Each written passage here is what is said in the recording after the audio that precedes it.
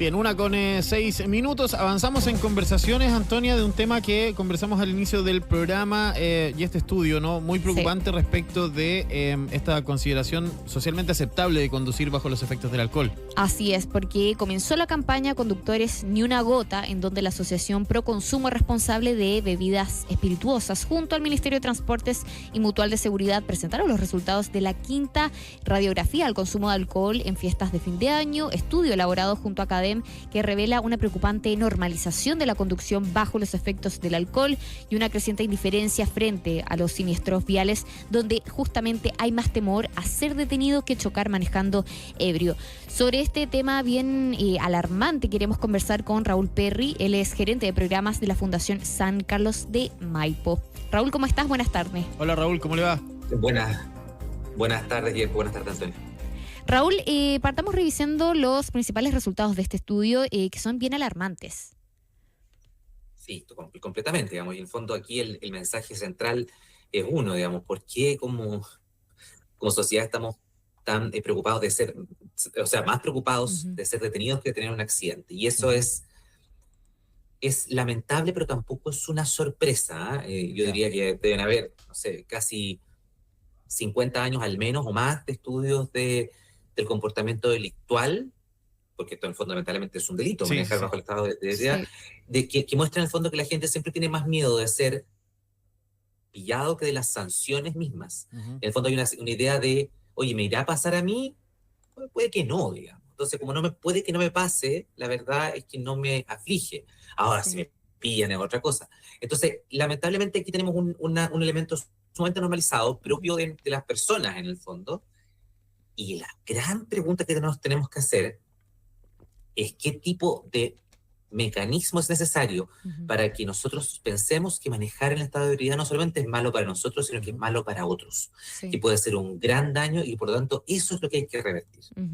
Raúl, en ese sentido, claro, desde el gobierno hacen un llamado a reforzar este mensaje de una conducción responsable y a separar de forma absoluta finalmente el alcohol del volante. Entonces, ¿qué más podemos hacer? ¿Qué otras medidas o campañas quizás para reforzar justamente este mensaje? Bueno, esa, Antonia, creo que es la pregunta. Nosotros como Fundación San Carlos de Maipo trabajamos fuertemente en el desarrollo positivo de la infancia, y en particular el trabajo con niños, niñas y adolescentes. Y una de las cosas que nosotros hemos aprendido, especialmente de las instituciones internacionales con las que hemos trabajado, es que esto no es un tema que lo tenga que decir el gobierno en una campaña.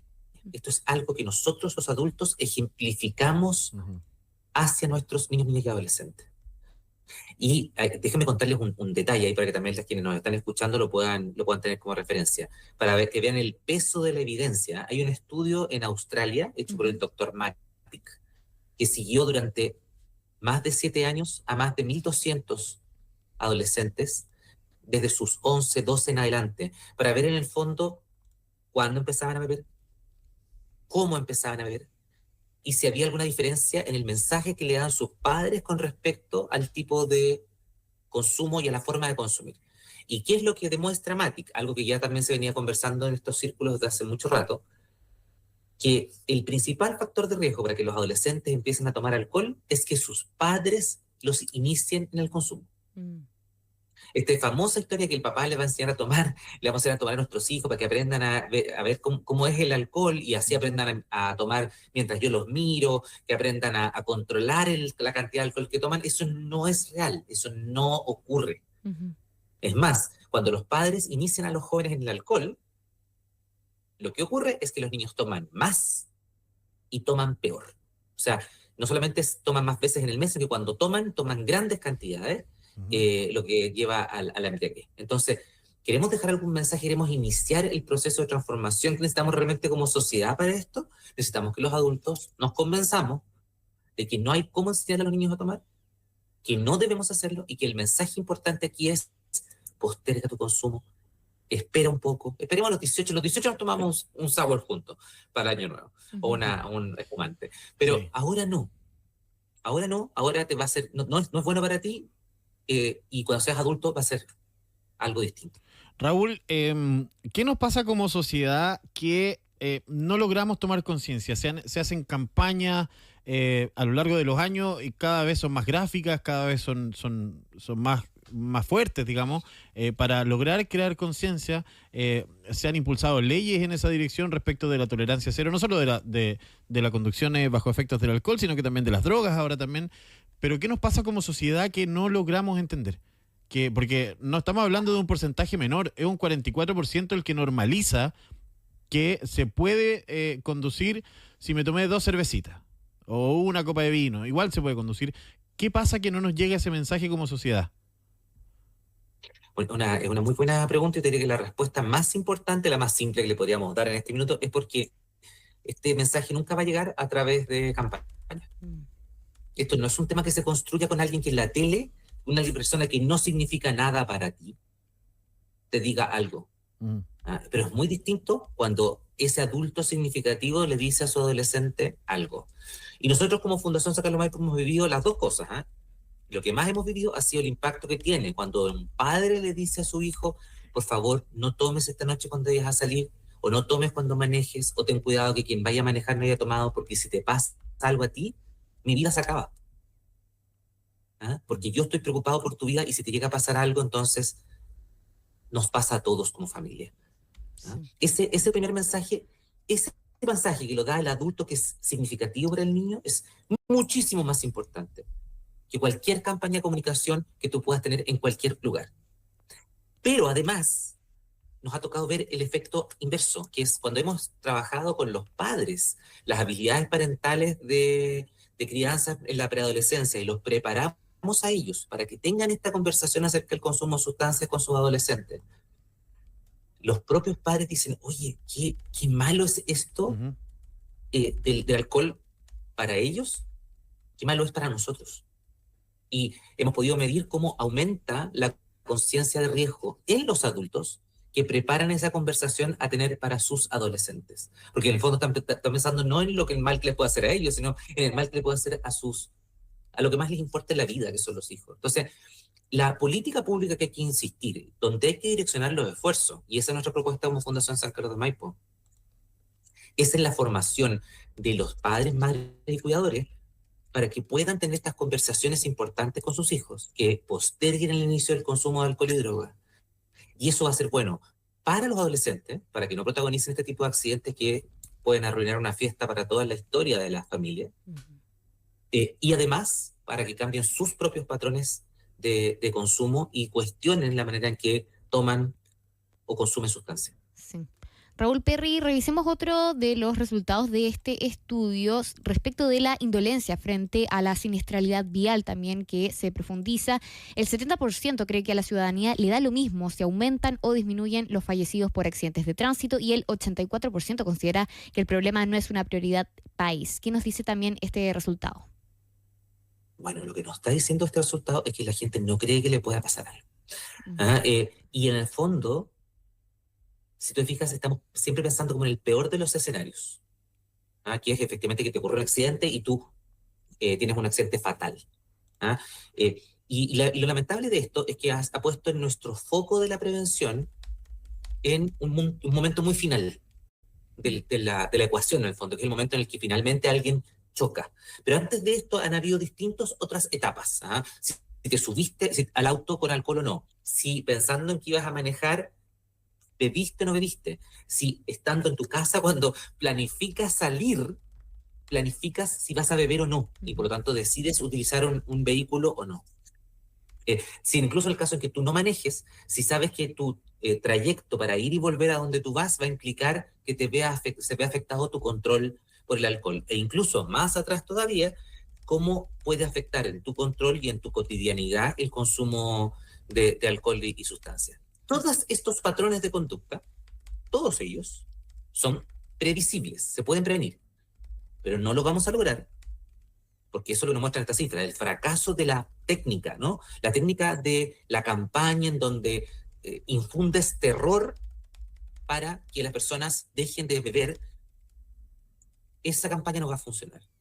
Y no funciona porque, y en particular en el caso de los niños y adolescentes, los adultos es un poco distinto, pero en el caso de los niños y adolescentes, los niños, niñas y adolescentes no toman más o menos por el miedo que puedan tener, sino por lo que significa ese patrón de conducta en relación a lo que espera de ti tu adulto significativo. Ujú. Si tu padre, tu madre, tu cuidador, tu abuela, tu hermano mayor te dijo que efectivamente esto no es algo bueno para ti y esa persona es cercana a ti, los adolescentes están mucho más dispuestos a seguir ese patrón de conducta eh, que si se lo dice a alguien que no conocen, alguien que trata de infundirles miedo. Este indicador que tú me muestras es el fracaso de esa forma de trabajar, de la forma del terror. Tenemos que pasar hacia una forma de significancia. Ese es el llamado que tenemos que hacernos como política pública. Y eso se forma a partir de las habilidades parentales que entreguemos a nuestros cuidadores, a través de buenas conversaciones con nuestros adolescentes y en esas mismas conversaciones a través de la conciencia que vamos a tomar los adultos del espacio que estamos creándole a nuestros niños.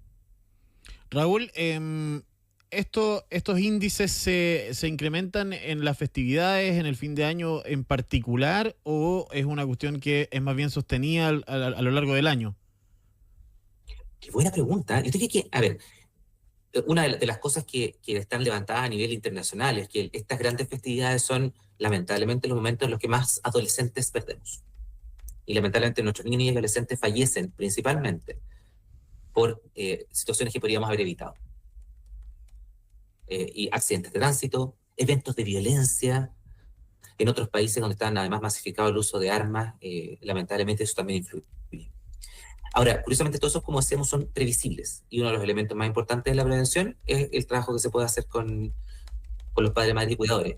Y la otra gran ventaja que tiene es que tiene que ver con tu pregunta, es que si bien aquí se recrudece, si nosotros trabajamos en el espacio preventivo, podemos prevenir no solamente aquellas cosas que recrudecen ahora.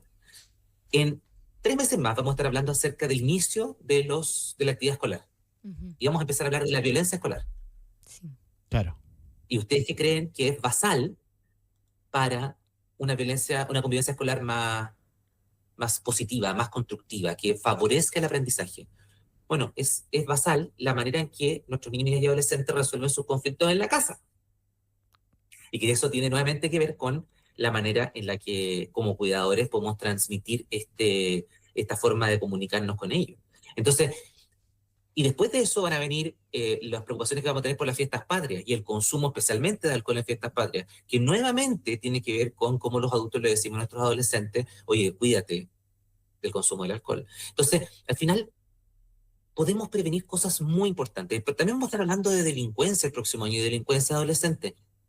Nuevamente, el delito también ha mostrado que tiene una raíz, lamentablemente, en la soledad que hay en nuestros adolescentes y cómo se relacionan con los adultos que son significativos.